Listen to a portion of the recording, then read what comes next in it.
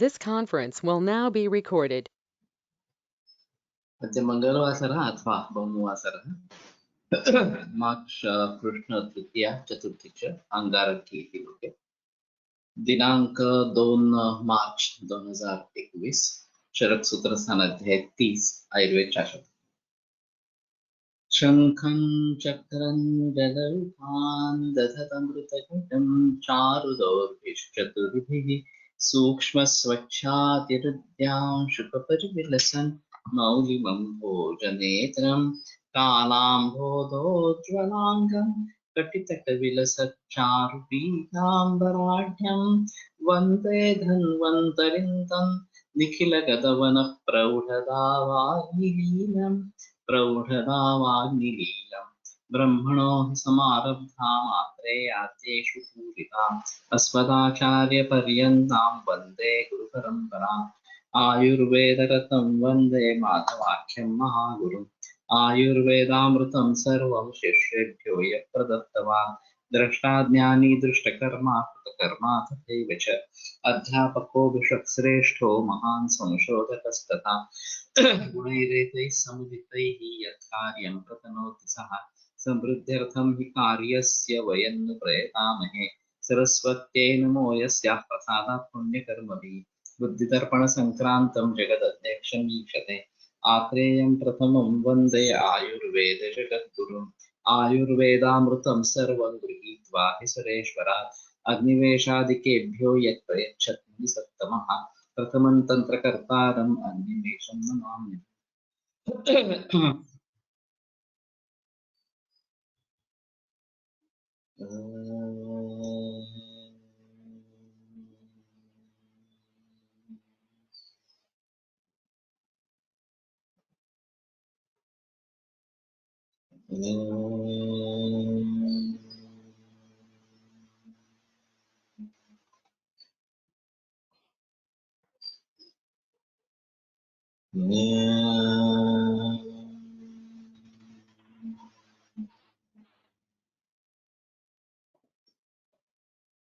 ओम शांति शांति शांति।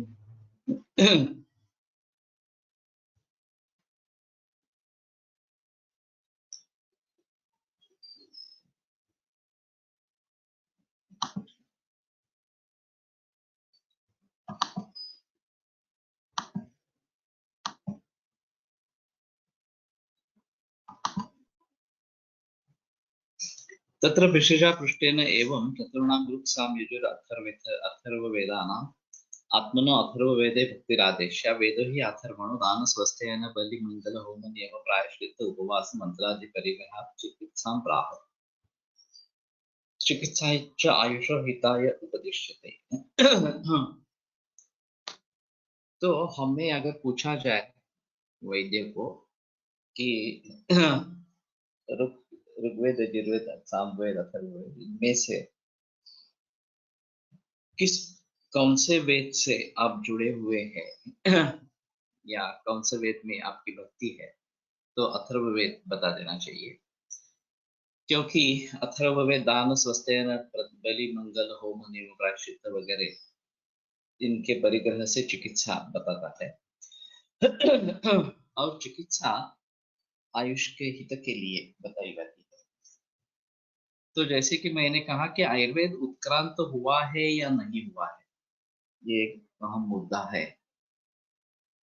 और बहुत सारे वैज्ञानिकों का ये मानना है कि जैसे अन्य शास्त्र उभर आए हैं, उत्क्रांत होते गए हैं, उसी प्रकार से प्राचीन भारतीय शास्त्र भी उत्क्रांत होते गए।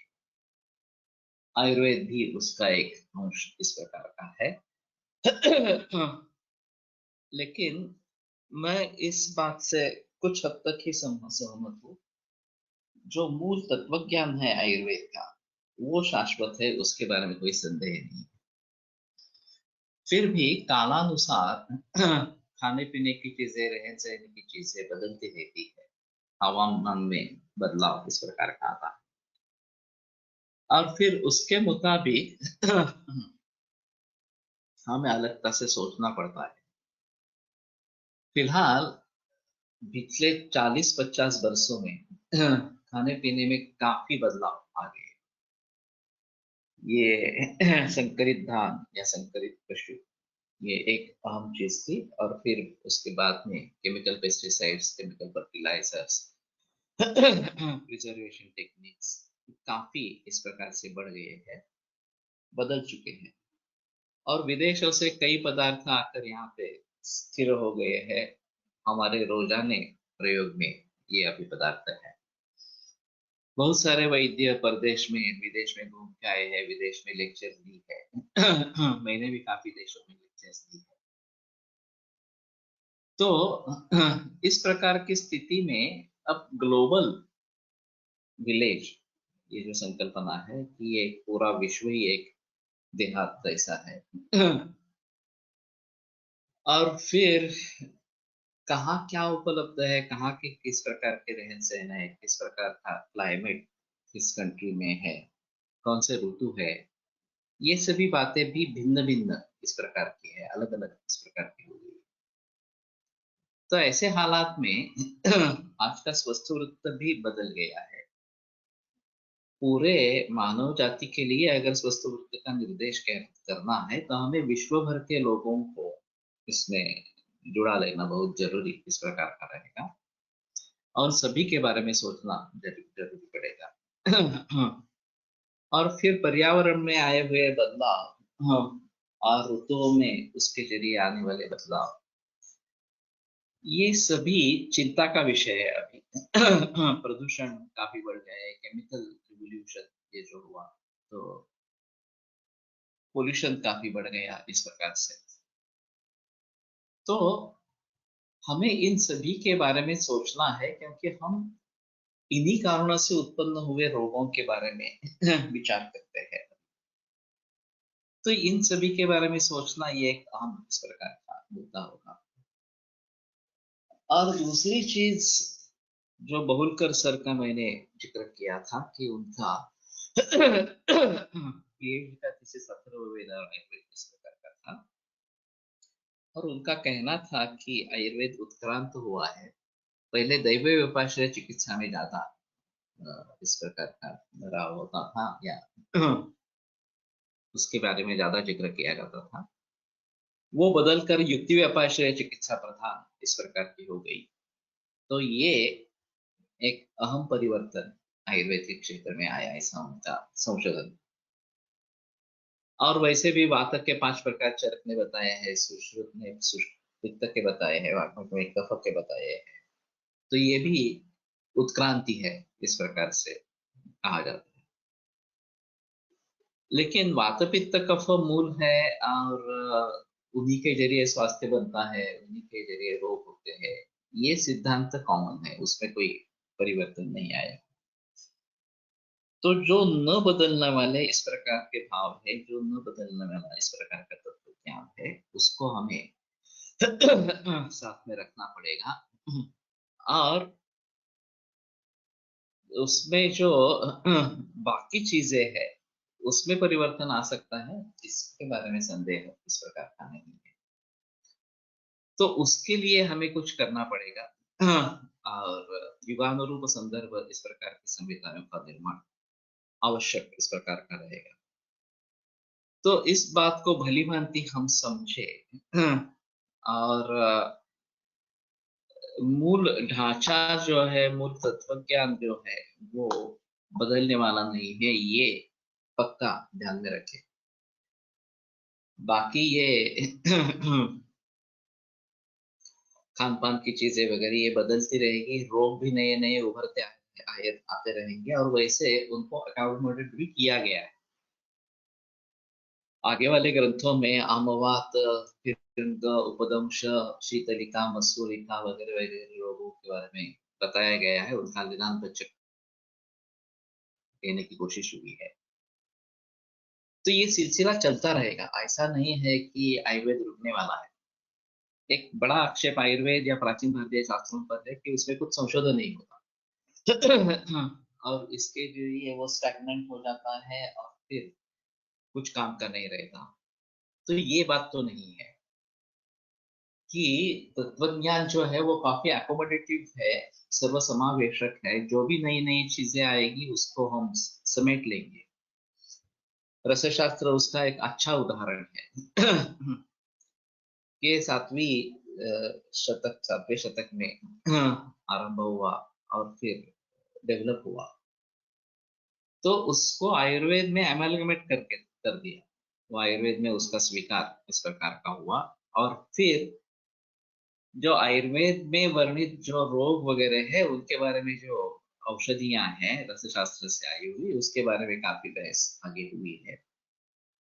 और वैशेष रत्नावली और अन्य ग्रंथों को लेकर वैशेष रत्नावली में तो ये भी प्रयास है कि नवीन जो विकार है, नूतन जो रोग है, उनके बारे में बता इस प्रकार का। तो इसके जरिए ये सिलसिला आगे चलता रहा और चलता रहेगा। ये रुकने वाला इस प्रकार का नहीं है। इसलिए मैं कह रहा हूं कि अभी स्थिति ऐसी आ गई है कि हमें नई संहिता आयुर्वेद की चाहिए, जो आज के प्रॉब्लम्स को डील करे।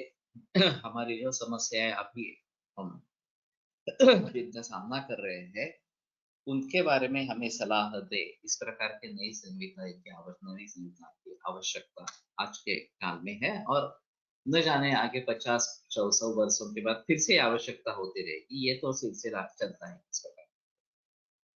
वेदंच उपदिश्य आयुर्वाच्यम। तो वेद कहने के बाद कि हमारी भक्ति अथर्ववेद में है।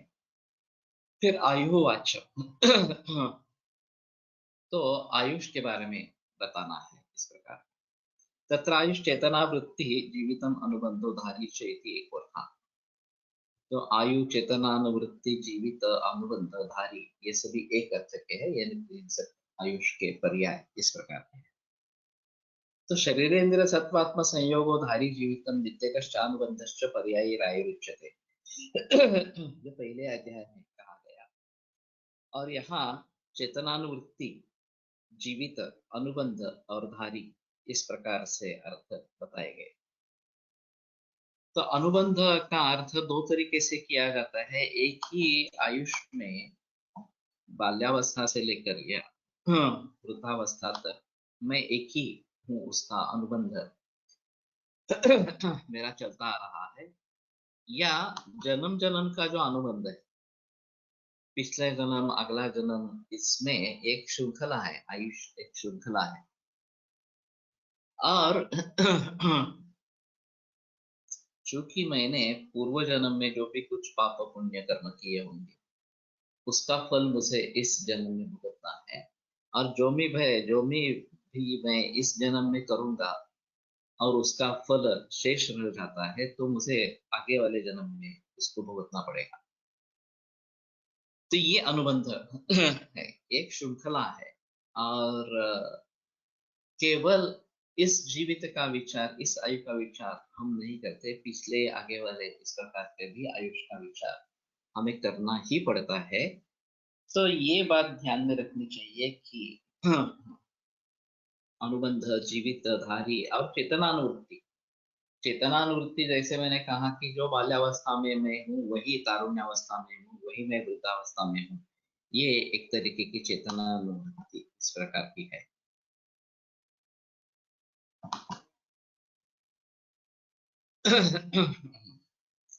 तद आयु वेदयति इति आयुर्वेदः। कथमिति चेत् उच्यते स्वलक्षणतः सुखासुखतः हिताहिततः प्रमाणाप्रमाणतश्च। तद आयु वेदयति इति आयुर्वेद, ये व्युत्पत्ति है कि आयुष के बारे में जो जानकारी देता है वो आयुर्वेद इस प्रकार से कहलाया जाता है। कथमिति चेत्, कैसे, तो उच्यते स्वलक्षणतः, कि आयुष का लक्षण क्या है इसके बारे में ये बताते हैं। सुखासुखतः, सुखायु असुखायु, हिताहितता, हितायु अहितायु, प्रमाण अप्रमाणतश्च, नियत आयुष प्रमाण क्या है और अप्रमाण क्या है, कि कितना कम ज्यादा इस प्रकार का हो सकता है। तो हिताहितम सुखम दुखम आयुष्य हिताहितम आनंद क्षेत्रोक्तम आयुर्वेद से उच्यते, ये पहले अध्याय में जो बताया गया उसी की अनुवृत्ति यहाँ पे। यतश्च आयुष्याणि अनायुष्याणि च द्रव्यगुणकर्माणि वेदयति अतोपि आयुर्वेद। आयुष्य आयुष के लिए हितकर और अनायुष्य आयुष के लिए अहितकर, इस प्रकार की जो द्रव्य गुण कर्म उनका भी ज्ञान करवा देता है, इसलिए भी आयुर्वेद इस प्रकार की व्युत्पत्ति सिद्ध होती है। तत्र आयुष्याणि अनायुष्याणि च द्रव्यगुणकर्माणि केवलेन उपदेक्ष्यन्ते तंत्रेण। तो आयुष्य और अनायुष्य इस प्रकार की द्रव्य गुण कर्म उन्हीं का जिक्र ग्रंथ में या तंत्र में किया जाता है, और उस उद्दिष्ट से, उस दृष्टि से ये आयुर्वेद इस प्रकार का मार्गदर्शन करने वाला ऐसा है। तो हिताहितम सुखम दुखम आयुष्य हिताहितम मानुष तत्र यथोक्तम आयुर्वेदस्य उच्यते। तो जहाँ पे ये सब बताया गया है वो सब आयुर्वेद इस प्रकार का है, और मूल ग्रंथ जो है वो इसी तरीके से हमें मार्गदर्शन करते आ रहे हैं, और इसलिए उनको हम संहिताएं इस प्रकार से कहते हैं। तो युगानुरूप संदर्भ इस प्रकार की संहिता बने तो वो भी इसी ढांचे से बने, और इसी प्रकार के आयुष्य क्या है, अनायुष्य क्या है, द्रव्य गुण कर्म के बारे में, इसके बारे में हमें जानकारी देती रहे। अब एक अहम मुद्दा ऐसा उठता है कि बहुत सारे उपकरण अब नए आ गए हैं। आयुष के लिए कौन से हितकर है, कौन से अहितकर है, इस सभी के बारे में हमें सोचना है। कंप्यूटर है, टीवी है, मोबाइल है, यहाँ से लेकर बहुत सारी चीजें, माइक्रोवेव है वगैरह इस प्रकार की बात। तो आयुष के लिए अगर ये हानिकारक है तो किस प्रकार से हानिकारक है, उनसे कैसे बच के रहना है वगैरह वगैरह सभी के बारे में हमें जिक्र करना पड़ेगा। और फिर इस सभी का भली भांति ज्ञान होने पर, उसका यथार्थ प्रयोग होने पर हम स्वास्थ्य बना सकेंगे और रोग से दूर इस प्रकार से रहेंगे। तो इन सभी के बारे में आयुर्वेद में बताना है, और युगानुरूप संदर्भ तरीके से बताते रहना चाहिए। उस जमाने में जो था उसके बारे में तो उन्होंने बताया है, लेकिन अभी के जमाने में क्या है इसके बारे में हमें सोचना पड़ेगा, और बुरा हित और अहित इसके बारे में बोलना पड़ेगा, तो ही आयुर्वेद कहलाएगा। तत्र आयुक्त स्वलक्षणता यथावत इहैव पूर्वाध्याये च। तो आयुष का लक्षण यहाँ पे और पहले अध्याय में जैसा है वैसा बताया गया है। तत्र शारीर मानसाभ्याम रोगाभ्याम अनभिद्रुतस्य विशेषेण यौवनवतः समर्थानुगत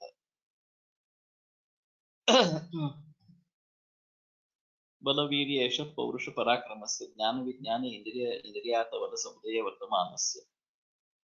ये फिर से रिपीट किया है। तो ये फर्स्ट पहले अध्याय में भी आ चुका है वास्तव में। तत्र शारीर मानसाभ्याम रोगाभ्याम अनभिद्रुतस्य। जो भी व्यक्ति शारीर या मानस रोगों से अनभिद्रुत है, उनसे पीड़ित नहीं है, विशेषण यौवनवतः, और खास करके यौवनावस्था जिसकी है, समर्थानुगत बल वीर्य यश पौरुष पराक्रम से, और सामर्थ्य के अनुसार जिसमें बल वीर्य यश पौरुष और पराक्रम ये सभी चीजें मौजूद मौजूद है, उसको फॉलो करने वाली इस प्रकार की है। ज्ञान विज्ञान इंद्रिय इंद्रियार्थ बल समुदय वर्तमान।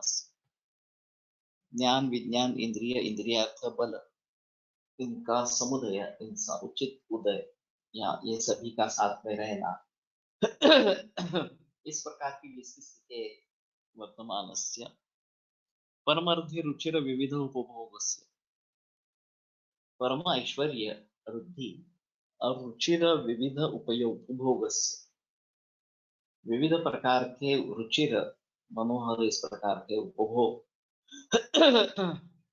इसको लेने की क्षमता है, जो ले रहा है इस प्रकार से। समृद्ध सर्वारंभ से,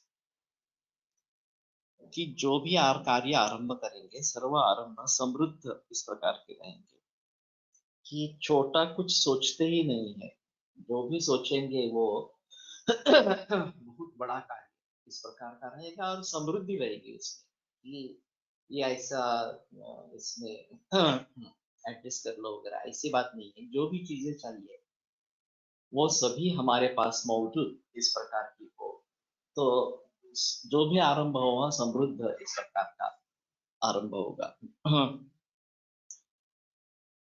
यथेष्ट विचारिणः, जैसी इच्छा है, जो आंतरिक इच्छा है उस प्रकार से विचार करने वाले। विचार का विचार भी अर्थ होता है, विचरण भी अर्थ होता है, घूमना फिरना इस प्रकार से। तो किसी भी प्रकार की पाबंदी उसके ऊपर नहीं है। हाँ, अपने मन से कुछ भी करना चाहे, सोचना चाहे तो सोच सकता है इस प्रकार के। सुखम आयुरुच्यते, तो इसका आयु सुख इस प्रकार का बताया जाता है। असुखम तो विपर्य, उसके विपरीत अगर है तो असुख इस प्रकार का आयु है। वास्तव में ऐसा है, जिसको हम व्यवहार कहाँ सुख कहते हैं, ये सब बातें यहाँ पे बताई गई है।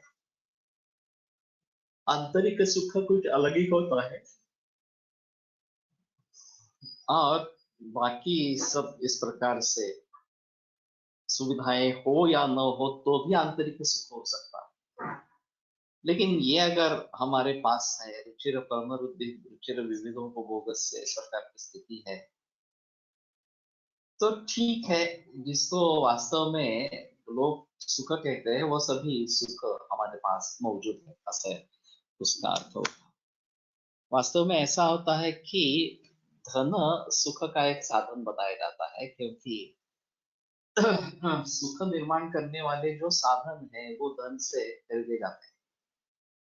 लेकिन एक बात पक्की है कि इससे हम सिर्फ साधन खरीद सकते हैं, सुख नहीं खरीद सकते। मेरे पास कार है, मेरे पास बंगला है, मेरे पास और कुछ बहुत सारे कपड़े हैं वगैरह वगैरह, फिर भी हाँ, इससे सुख लेना है नहीं लेना है ये मुझ पर निर्भर है। उससे सुख होता ही रहेगा ऐसी बात नहीं है। तो सुख के साधन खरीदे जा सकते हैं, सुख नहीं खरीदा जा, वो आंतरिक ही है। और साधन सामग्री के बिना भी आदमी सुखी हो सकता है, और साधन सामग्री होकर भी दुखी हो सकता है। तो ये जो लौकिक अर्थ से बताया गया कि इस प्रकार की अगर स्थिति है तो आपका आयुष सुखायु इस प्रकार का कहा जाएगा। तो ये जरूर ध्यान में रखना है कि लौकिक अर्थ से ये सुखायु इस प्रकार का है, लेकिन यही सिर्फ सुखायु है ऐसा बताना काफी मुश्किल इस प्रकार का होगा। और सुखम अथो विपर्यण, इसके विपरीत जो है वो असुख इस प्रकार का बताया जाएगा। कि त्याच्यावरती नाही लागणार तुझा तो चार्जर वेगळा आहे। नाही त्याच्यावरती पण नको करूस, दुसरा बघ याच्यात असं तेव्हा श्रुतीला विचार, नंतर देतो।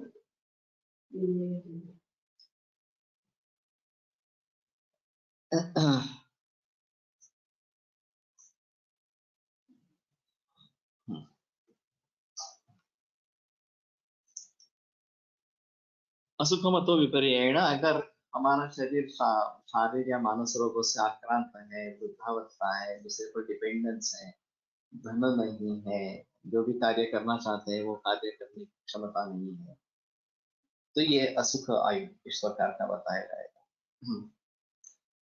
हितैषणा पुनः भूताना, जो सभी प्राणियों के हित की कामना करता है।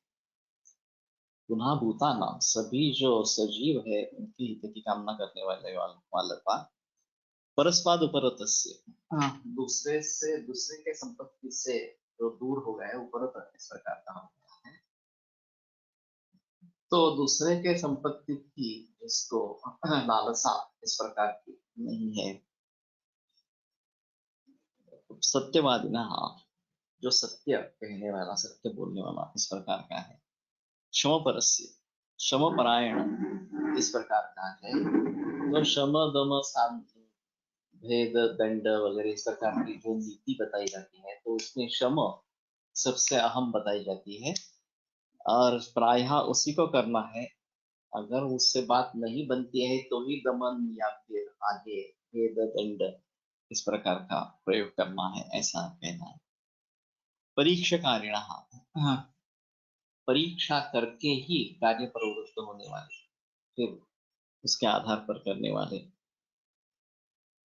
अप्रमत्त से, जो मत्त नहीं है, प्रमत्त नहीं है, ये विनीत इस प्रकार का है, विनय से काम करने वाला इस प्रकार का है। तो जब भी हमारे पास संपत्ति आ जाती है, जब भी हमारे पास सत्ता आ जाती है, तो हम उन्मत्त होने की गुंजाइश रहती है इस प्रकार का। त्रिवर्गम परस्परेण अनुपातम उपसेवमानस्य। त्रिवर्ग जो है, धर्म अर्थ और काम, इनको एक दूसरे को बाधा नहीं आते हुए जिसका सेवन करना है। तो अगर तो अधर्म से मैं काम या अर्थ प्राप्ति कर रहा हूँ, तो धर्म में बाधा आ जाए, और धर्म ही करता रहूंगा, लेकिन सुखोपभोग पॉसिबल है तो भी नहीं ले रहा हूँ इस प्रकार से धर्म से, तो भी वे अधूरे रह जाएंगे, सुखोपभोग जो है वो अधूरे इस प्रकार के रह जाएंगे। इसलिए तीसरे श्रेणीय में पहले प्राणी क्षणा बताई है, फिर धने क्षणा बताई है, और फिर परलोक क्षणा बताई है कि परलोक है और मुझे अच्छी गति आगे मिलनी चाहिए, इसके बारे में मुझे सोचना है। तो इहलोक और परलोक दोनों के बारे में विचार करके हमें निर्णय इस प्रकार से लेना है, काम करना है। पूजा संपूजक, जो पूजनीय इस प्रकार की व्यक्ति है, उनकी पूजा करने वाला इस प्रकार से। प्रतिबद्धाते श्रेय पूज्य पूजा व्यतिक्रम, पूज्य पूजा अगर व्यतिक्रम हो जाए, जैसे देवी के बारे में वशिष्ठ मुनि ने कहा कि तुम आ रहे थे, बीच में सुरभि थी और वो प्रदक्षिणा करने योग्य इस प्रकार की थी, लेकिन तुमने प्रदक्षिणा नहीं की, और फिर इस प्रकार से प्रतिपन्ना थी श्रेया पूज्य पूजा व्यतिक्रम, इसलिए तुम्हारे कल्याण में बाधा इस प्रकार से आ गई।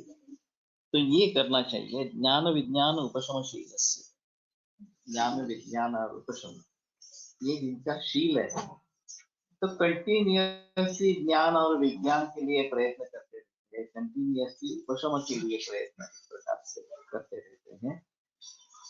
कुछ देर कर दिया फिर छोड़ दिया, ऐसी बात नहीं। वृद्धोपसेविनः, जो भी वृद्ध है उनकी सेवा करने वाले।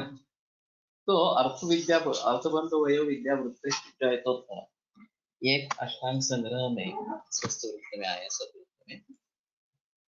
तो अर्थ से जो वृत्त है, श्रेष्ठ है, वो सबसे कनिष्ठ वृत्त है, उससे बेहतर विद्या वृत्त, अर्थ बंधु, उसके बेहतर बंधु वृत्त है, फिर उससे बेहतर वयोवृद्ध जो है वो हमसे ज्येष्ठ इस प्रकार का रहेगा, और फिर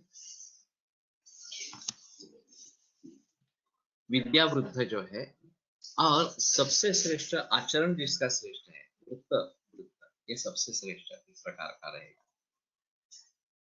तो इस पंक्ति को भली भांति ध्यान में रखते हुए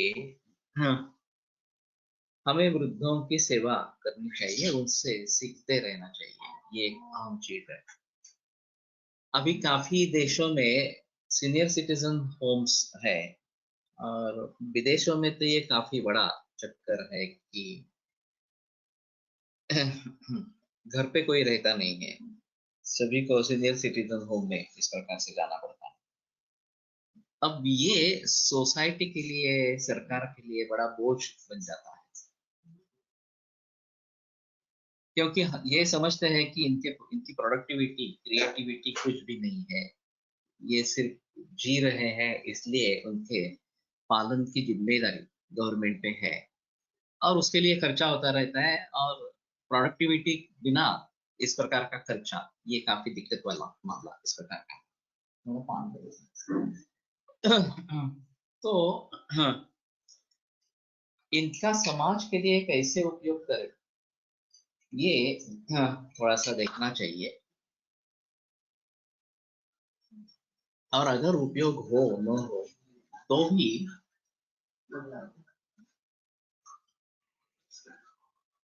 इनके खर्चों कैसे कम कर सके, ये एक अहम मुद्दा है।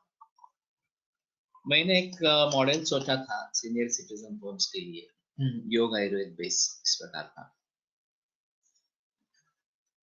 कि इनकी जो समस्या है, वृद्धों की जो समस्या है, वो शारीरिक और मानसिक और कुछ हद तक बौद्धिक, इन तीनों प्रकार की समस्याएं हैं।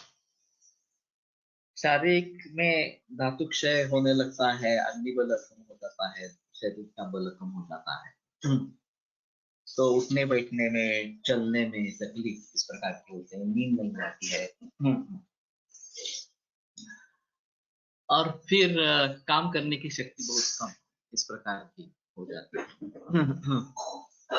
मेंटली ये इस प्रकार से जब अलग रहे फैमिली में नहीं, विशेषतः विदेशों में, अभी भारत में भी ये चक्कर चल रहा है कि बहुत सारे सीनियर सिटीजन होम में है इस प्रकार से। तो अकेलापन ये एक अहम चीज इसमें रहती है।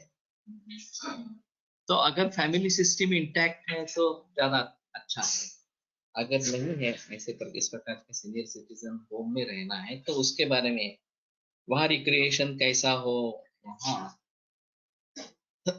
मनस शांति कैसी रहे, इसके बारे में सोचना जरूरी पड़ेगा। तो आयुर्वेद और योग, इन दोनों को साथ में लेकर हम सीनियर सिटीजन की होम्स की मैनेजमेंट बहुत अच्छी कर सकते हैं, उनके आरोग्य के बारे में बहुत अच्छा सुझाव दे सकते हैं। तो ब्राह्मी मुहूर्ते उत्तिष्ठ से लेकर योग है, व्यायाम है, रिक्रिएशन, खेल वगैरह ऐसे कुछ है, विश्राम है, और हमारे हिसाब में अभ्यंग है, शिरोधारा है, और दवाइयों का, रसायन दवाइयों का प्रयोग हम कर सकते हैं। तो इन सभी से अगर इनका स्वास्थ्य बना रहे, ये बीमार नहीं हो, तो भी बड़ी अहमियत होगी। अभी एलोपैथी में क्या है कि सिम्टोमेटिक रिलीफ को ही ज्यादा महत्व दिया गया है, मूल रूप से चिकित्सा नहीं की जाती। तो संधिवात है तो उसके लिए एनालिसिस देते रहना, नहीं तो ज्यादा से ज्यादा रिप्लेसमेंट कर देना, ये सब चलता है।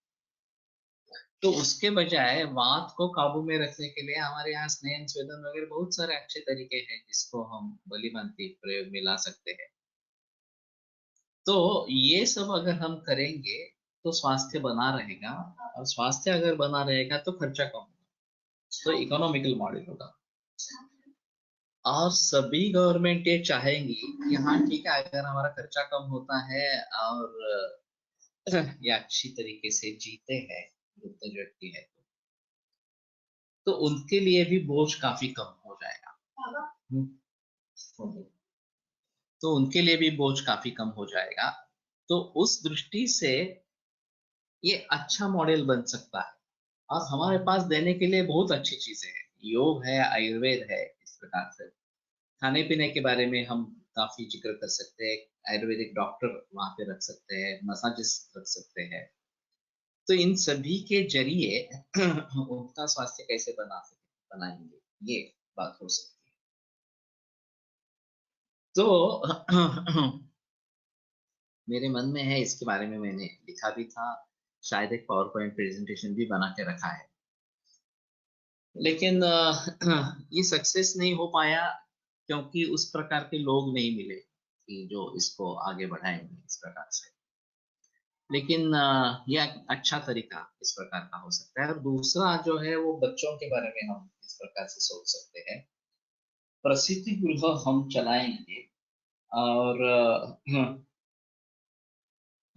जो सुश्रुत ने इस प्रकार का सूतिका का ये बताया है, और फिर वहां पे 1 महीना 1.5 महीना अगर प्रसूता स्त्री रहती है और स्नेहन स्वेदन बाकी रक्षा विधान बालकों के लिए वगैरह, ये सब सिलसिला अगर चलता रहता है तो अभी तो जमाना है एक या ज्यादा से ज्यादा दो बच्चों का, और जो बच्चे होंगे उनके परवरिश के लिए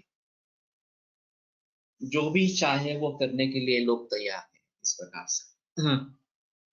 तो उनको अगर एहसास होता है कि इससे स्वास्थ्य बना रहेगा, प्रतिकार शक्ति अच्छी रहेगी और ये वैक्सीनेशन देने की वगैरह जरूरत नहीं पड़ेगी इस प्रकार से, और एक बढ़ती उम्र के हिसाब से स्वास्थ्य अच्छा रहेगा, क्षमता, शारीरिक क्षमता, बौद्धिक क्षमता अच्छी बढ़ेगी। तो इसके लिए भी काफी स्कोप है सभी देशों में, भारत में भी है इस प्रकार से। तो ज्ञान विज्ञान उपशमशीलस्य वृद्धोपसेविनः, वृद्धोपसेविना, इससे ये बात शुरू हुई। तो इसके बारे में अगर जरूर सोचेंगे तो एक इसका अहम फायदा इस प्रकार का रहेगा। सुनियत राग रोष ईर्षा मदमान वेगस्य। अब इन्होंने मान दिया है कि ये होने ही वाले हैं, रजा और तम हर आदमी में है, और वो जब बेकाबू हो जाते हैं तो राग रोष ईर्षा मद मान इस प्रकार के वेग उत्पन्न होते ही रहेंगे। तो राग जो है वो पुनः पुनः पाने की इच्छा, किसी व्यक्ति चीज के बारे में, संबंध के बारे में आसक्ति, इस प्रकार का निर्माण होना। रोष जो है वो क्रोध, इस प्रकार का निर्माण होना। ईर्षा निर्माण होना, मद का निर्माण होना, सुप्रीमसी, फीलिंग ऑफ सुप्रीमसी, ये इस प्रकार से निर्माण होना।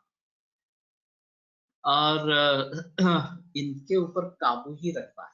मांस धारयेद वेगान हितैषी प्रीत्यै लोभेच्छा द्वेषमात्सर्य रागादीनां जितेन्द्रिय। जितेंद्रिय व्यक्ति को इन सभी के ऊपर काबू इस प्रकार का रखना चाहिए। सततम विविध प्रदान परस्य, सतत विभिन्न चीजों का ज्ञान देते रहना, विभिन्न चीजों का दान करते रहना। जो अपने पास है ज्यादा ही है, और जो दूसरों के लोग के लिए, दूसरे लोगों के लिए उपयुक्त है, वो दूसरों को देते रहना। तो ये एक अहम मुद्दा इस प्रकार का है। समाज दो तरीके के लोगों में बांटा गया है, एक अमीर श्रीमंत इस प्रकार के, और एक गरीब। और ये अमीर जो है वो बहुत कम लोग हैं और गरीब लोग बहुत ज्यादा इस प्रकार के। तो ये अगर अमीर इस प्रकार से दान करते हैं तो कई लोगों का फायदा उससे होता है, और ऐसा बहुत सारे लोगों ने किया भी है। ऐसी स्थिति नहीं है, कर्ण का नाम प्रख्यात है इसके बारे में पुराने जमाने में। और ये रघुवंश में भी एक वर्णन आता है, प्रोत्सव प्रपेदे वर्तंतु शिष्य, वो वर्तंतु एक गुरु थे, उनका एक कौत्स शिष्य था, और उसने बताया कि पूछा गुरु से कि मैं क्या गुरु दक्षिणा दे दूं। तो बोले तुम्हें जो सामर्थ्य है और तुम्हें जो पसंद है वो दे दो। हाँ, नहीं नहीं, उसने जिक्र किया, नहीं नहीं आप मुझे बताइए मैं कितना दे दूं इस प्रकार से। तो उसने बड़ी रकम मांगी। तो अब तो मुसीबत आ गई। तो यहाँ इतने पैसे कहाँ से लेके आए। तो वो रघु के पास चला गया और उसने कहा कि तुझे इतना इतना धन चाहिए। रघु उस समय दान धर्म कर रहा था, उसने सभी संपत्ति दान दे दी थी, उसके पास भी कुछ नहीं था। तो बोले कि ठीक है, अतिथि को विमुख नहीं करना है। तो उसने कहा ठीक है, मैं आज नहीं दे सकता लेकिन मैं तुम्हें दे दूंगा। अब उसने सोचा कि हम कुबेर पर हमला करेंगे और कुबेर से धन लुटा के लेके आएंगे और फिर इसको दे देंगे। जब ये बात कुबेर को पता चली तो उसने खुद ही धनराशि उससे घर में डाल दी। फिर दूसरे दिन राजा ने देखा, अरे हम कुबेर पर हमला करने के लिए जा रहे थे लेकिन ये तो कुबेर ने दे दिया हमें। तो उसने कौत्स को बुलाया और कहा कि ये के लेके जाओ। तो कौत्स बोला कि ये तो बहुत ज्यादा रकम है, मुझे तो इतनी नहीं चाहिए, मुझे तो जितनी देनी है उतनी ही चाहिए। तो राजा बोला कि मुझे भी नहीं चाहिए, मैंने तो ये मांगी नहीं थी। तो ये बड़ी अजीब कहानी है। हाँ, फिर गुरु ने भी कहा कि मैंने तुम्हारी परीक्षा करने के लिए कहा था इस प्रकार से। तो कहने का तात्पर्य अर्थ ये है कि इस प्रकार का दान करते रहना। अगर कोई व्यक्ति बोले कि मेरे पास पैसा नहीं है, मैं क्या दान करूंगा, इस प्रकार से, और स्वार्थ का विचार पहले मन में आता है कि अगर मैं दे दूं और मेरे पास कुछ बचेगा नहीं तो मेरी जीविका कैसी होगी, ये भी एक अहम मुद्दा है। हाँ, अपना कुछ सब कुछ देखकर मेरे पास अगर कुछ संपत्ति नहीं रहेगी, मेरी विपत्ति हो जाएगी, तो मैं कैसे जी सकूंगा इस प्रकार से। बुंदेलखंड महाराज का मैंने सुना था, एक कथा सुनी थी इस प्रकार से। कि वो माँ को बोले कि चलो हम तीर्थ यात्रा चलते हैं इस प्रकार से। तो माँ बोली ये घर में इतना सारा सामान है, ये हम दोनों निकल जाएंगे तो इसका क्या होगा, इसकी देखभाल कौन करेगा। तो उन्होंने तुलसी पत्र रख दिया और उधर छोड़ दिया, और लोगों को कह दिया मैंने इस घर पे पानी छोड़ दिया है, जिसको जो लेना है वो लेके जाओ। अब क्या, लोगों के लिए तो ये बड़ा मौका था, तो सभी उठा के लेके गए, किसी ने घर का भी कब्जा ले लिया। तब अब उन्होंने माँ से कहा कि अब तो तुम्हारा कोई संदेह नहीं है ना तुम्हारे मन में कि कैसे करेंगे क्या करेंगे, अब तो हमारे पास कुछ भी नहीं है, तो हम जा सकते हैं। लेकिन ये गोंदवलेकर महाराज ही कर सकते हैं, इस प्रकार का विचार कोई आम आदमी नहीं करेगा।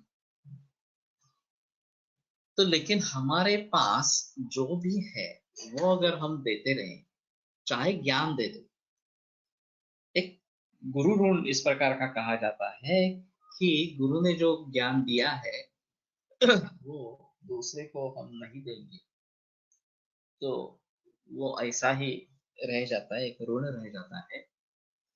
और उसके जरिए ब्रह्म राक्षस योनि भी आ सकती है। एक इस प्रकार का उदाहरण है,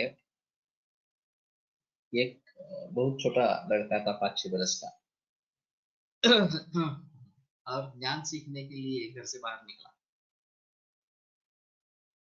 तो वो पूछ रहा था कि मैं किससे सीखूं, क्या करूं। तो कुछ उसके उम्र उससे थोड़ी ज्यादा उम्र वाले बाकी छात्रों ने बताया कि ये सामने हवेली है, उसमें जाओ, वहां पे एक गुरु अच्छे है, वो तुम्हें पढ़ाए। वो चला गया।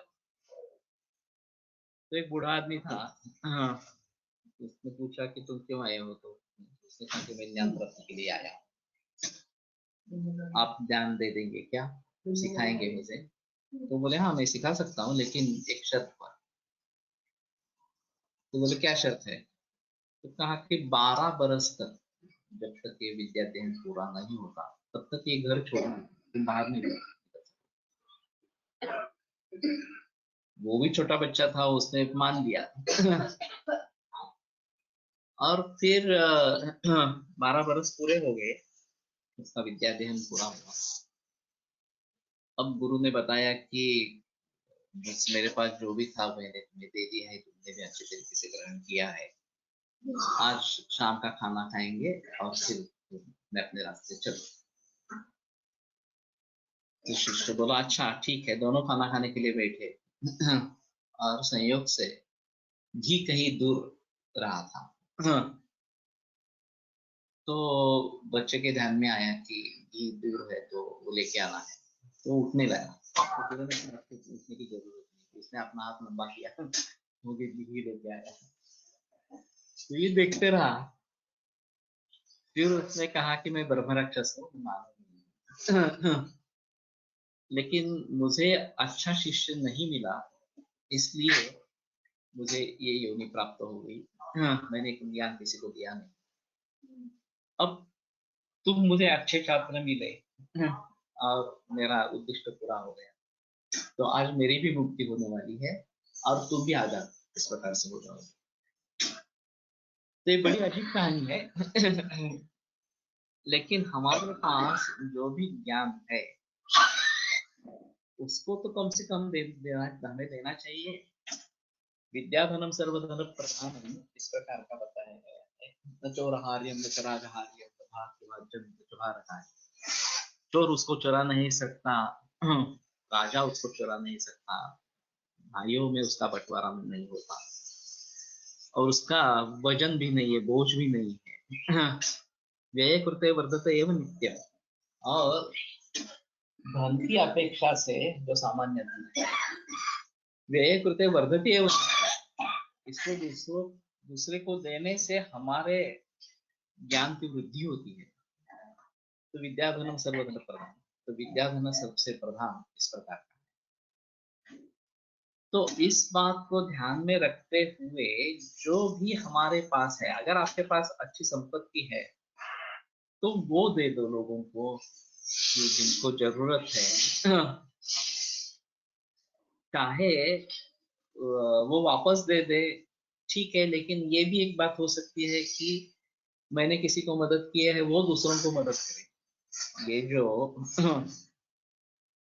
प्रिंसिपल है मदद करने का, वो अगर हम फैला सकते हैं तो ठीक है। मुझे भी इस प्रकार की मदद मिली थी, मैंने उसका फायदा उठाया। अब मैं दूसरों को मदद करता हूँ तो इस प्रकार से पूरा हो जाएगा। इस प्रकार के भी उदाहरण बताए गए हैं कि जिस किसी ने मदद दी है, वापस लेने की बात नहीं की है, लेकिन आगे चलकर वो भी इसमें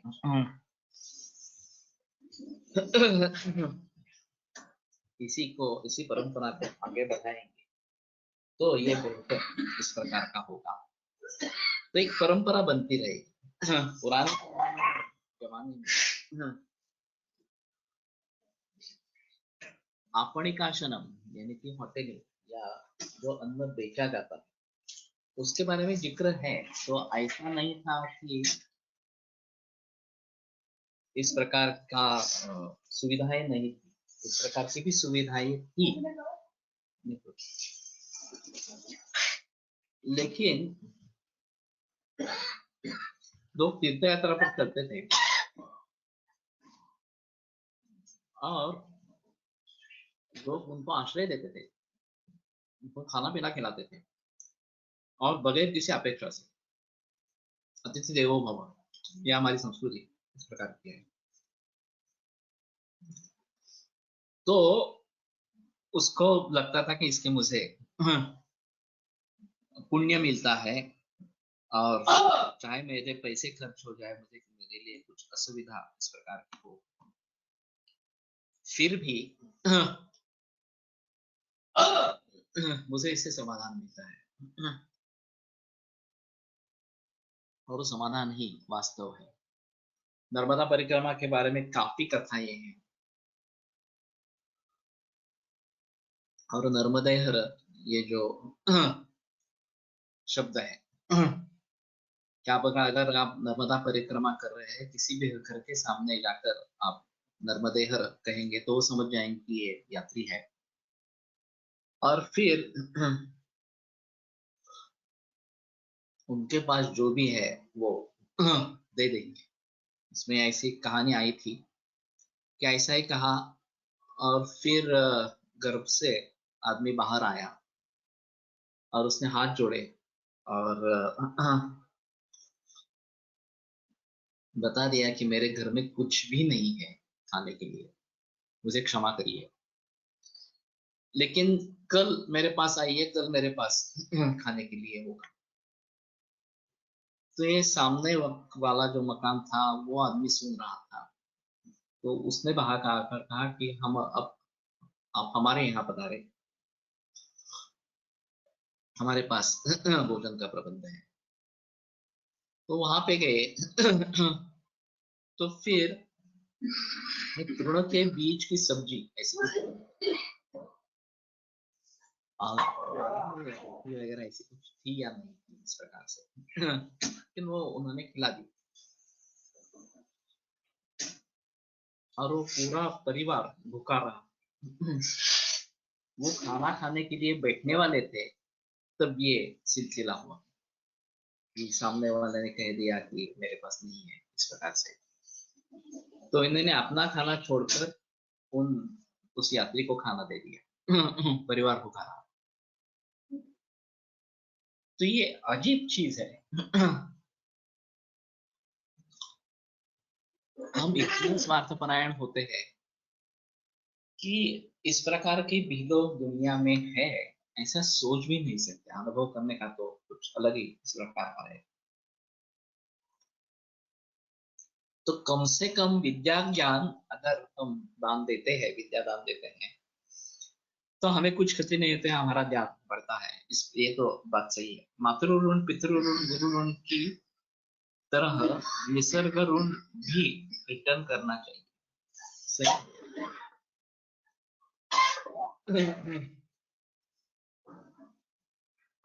जो भी निसर्ग से हम ले रहे हैं, उसको निसर्ग में वापस देना है। नहीं तो हमारी ही आगे वाली पीढ़ियां या खुद हम भी उससे परेशान हो जाएंगे। नैसर्गिक जो चीजें हैं वो कम होती जा रही है, आर्टिफिशियल ज्यादा बढ़ रहा है।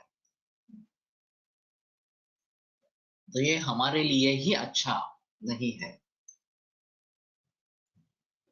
इसलिए जो भी हमारे पास है वो निसर्ग में भी कैसे जाए, इसके बारे में भी हमें सोचना इस प्रकार का है। लाइफ में विविध स्तर पर गुरु मिलते हैं, इसके बारे में कैसे सोचें। गुरु पूर्णिमा का एक दिन अच्छा है, व्यास पूर्णिमा। तो हम गुरु के बारे में स्मरण करें।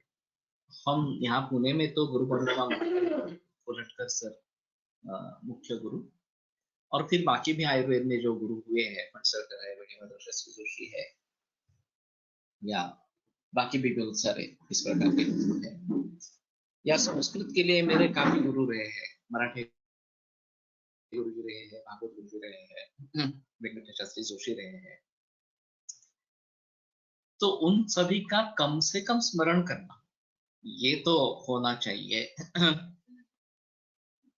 व्यसनी आळशी लोग निर्धन असती तर त्यांना दान द्यावे का? नहीं देना है। उनके लिए आप काम कर सकते हैं, उनको काम के लिए उद्युक्त कर सकते हैं, लेकिन धन नहीं देना है। ये एक दूसरी अजीब चीज है कि अशिष्याय न देयम, ये जैसे ज्ञान के बारे में बताया जाता है, उसी प्रकार से दान भी सत्पात्र होना चाहिए, योग्य व्यक्ति को दान देना चाहिए। तो ये बात सही है। हम लोगों को आलसी नहीं बनाना चाहते। इनका जो बड़ा कार्य है, बाबा आमटे उनके परिवार का, उनका कहना है कि जो भी हमें रास्तों पर मिलते हैं वो वहां ठहरते नहीं है आनंद में, क्योंकि उसको बगैर काम के धन पाने की लालच हो गई है। वहां पे उनको काम करना पड़ता है और तभी पैसा मिलता है, या उपजीविका का साधन वहां पे बन जाता है। तो ये अहम मुद्दा है कि किसको दान दे नहीं दे।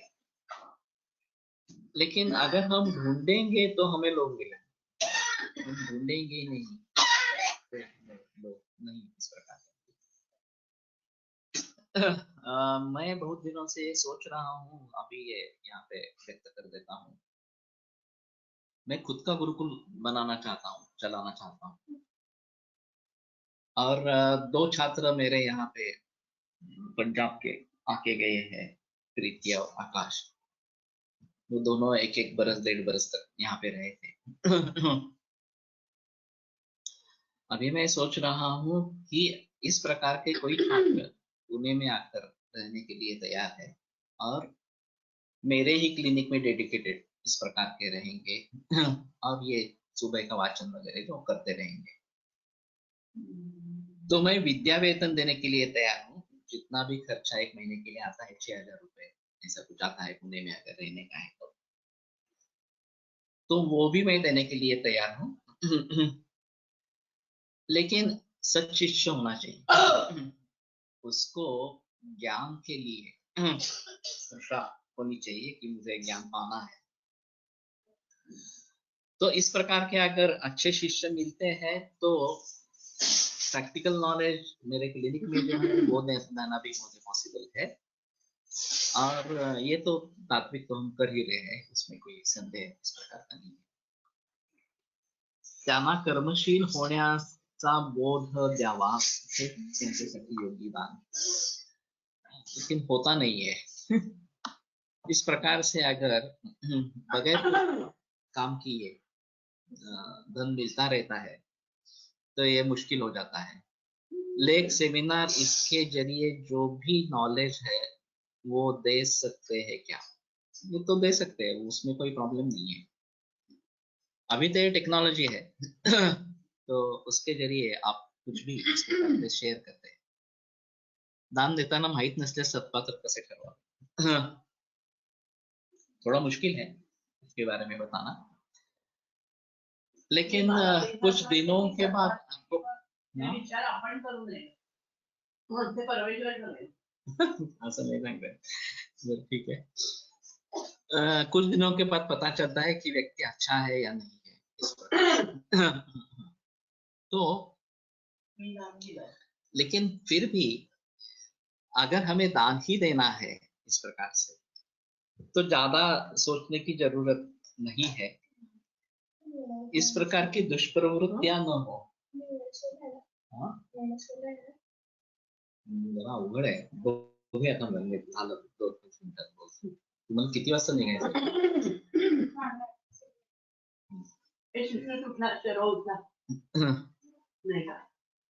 तो सत्पात्र होना है ये अहम मुद्दा है वैसे भी, लेकिन हमारी वृत्ति होनी चाहिए दान देने की। ये पहले हो, फिर हम सत्पात्र है नहीं है, ये दान देने के इसके बारे में सोचेंगे। और पुलव देशपांडे से लेकर बहुत सारे लोग ऐसे, बाबा आमटे का भी उदाहरण बहुत अच्छा है इस सभी क्षेत्र में,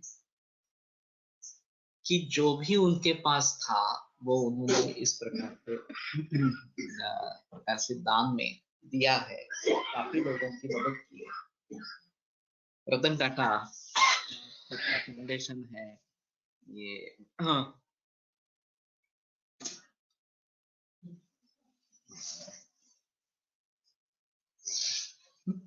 ये सामने ये नाम है ना, इन्फोसिस के फाउंडर मेंबर मूर्ति, सुधा मूर्ति और इनका भी काफी है, और वो सत्पात्र दान देने में मशहूर है। वो पूरी तरीके से परख कर ही दान देते हैं। तो पुलव देशपांडे ने भी इसी तरीके का किया था, लेकिन जो भी दान दिया है वो बहुत बढ़िया दान दिया है। ऐसा नहीं है कि कुछ रकम दे दी है। तो इसके बारे में हमें जरूर सोचना पड़ेगा, और कम से कम ज्ञानदान ये तो हम दे ही सकते हैं। तो उसके बारे में अगर हम सोचेंगे तो अच्छा रहेगा। तो विविध प्रदान परस्य, विविध प्रकार के दान देने वाला। तपो ज्ञान प्रशम नित्य, तप ज्ञान और प्रशम नित्य, इस प्रकार सा अध्यात्म विदा तत्पर, अध्यात्म को समझने वाला और तत्पर अध्यात्म पर, लोकम इमं च अमुं च अवेक्षमाणस, यह लोक परलोक इन दोनों को देखने वाला। स्मृति मति मतो, स्मृति अच्छी है, मति अच्छी है। हितम आयुरुच्यते, आयु हित है, अहित मतलब विपर्य है, और इसके विपरीत जो है वो अहित आयु, इस प्रकार का काल है। तो रुकते हैं यहाँ पे। आयुर्वेद प्रकारो निगदित इह हि शल्यतंत्र प्रधानः, शिष्येभ्यः शाश्वतोऽयं निखिलजनकृपा व्याप्तचित्तेन येन। आयुर्वेदस्य वाञ्छन् पुनर्विभुवने तां च सुष्ठु प्रतिष्ठां, श्रेष्ठं धन्वन्तरिं तं प्रणमति च सदा वैद्यवर्गो वैद्यवर्गो। सुधा मूर्तींचे खूप अनुभव त्यांनी त्यात त्यांच्या पुस्तकात मांडले आहे. दान दिल्यावर चांगले वाईट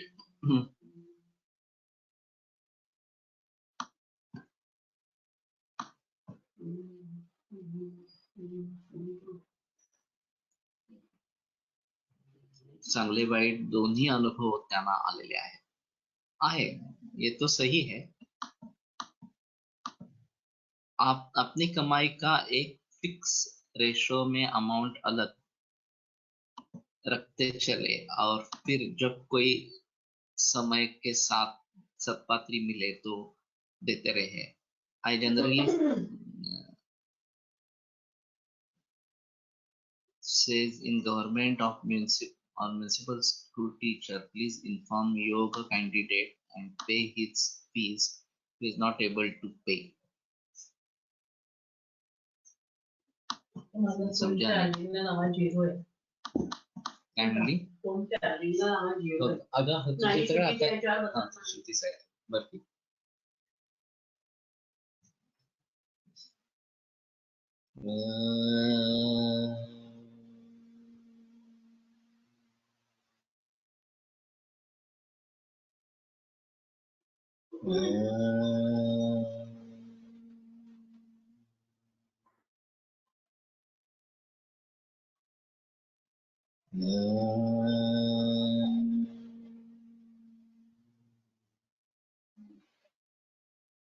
ओम शांति शांति शांति.